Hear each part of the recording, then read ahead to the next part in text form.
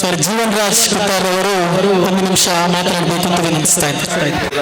ಮೊದಲನೇದಾಗಿ ನಾನು ಈ ಒಂದು ಎರಡು ರೀತಿಯ ಒಂದು ವಿಚಾರವನ್ನು ಇಟ್ಕೊಂಡು ಇವತ್ತಿನ ಈ ಒಂದು ಇಫ್ತಾರ್ ಕೂಟವನ್ನ ಆಯೋಜನೆ ಮಾಡಿದಂತ ಡಿವೈಎಫ್ಐ ಮಂಟಪದವಾಗಿ ಘಟಕಕ್ಕೆ ನಾನು ಕೃತಜ್ಞತೆಯನ್ನು ಸಲ್ಲಿಸ್ತಿದ್ದೇನೆ.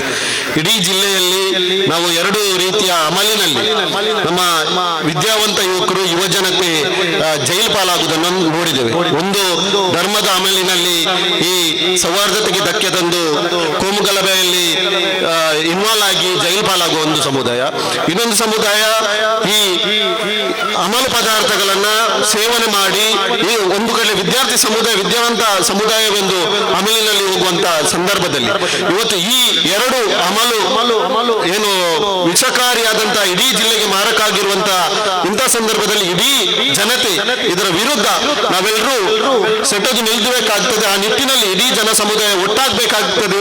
ಈ ನಿಟ್ಟಿನಲ್ಲಿ ಮಂಟಪದ ಒಂದು ಸೌಹಾರ್ದ ಇಫ್ತಾರ್ ಕೂಟ ಮತ್ತು ಜನಜಾಗೃತಿ ಈ ಮಾದಕ ದ್ರವ್ಯದ ವಿರುದ್ಧ ಮಾಡ್ತಾ ಇದೆ. ಈ ಕಾರ್ಯಕ್ರಮಕ್ಕೆ ಕೃತಜ್ಞತೆಯನ್ನು ಸಲ್ಲಿಸುತ್ತಾ ನನ್ನ ಮಾತನ್ನು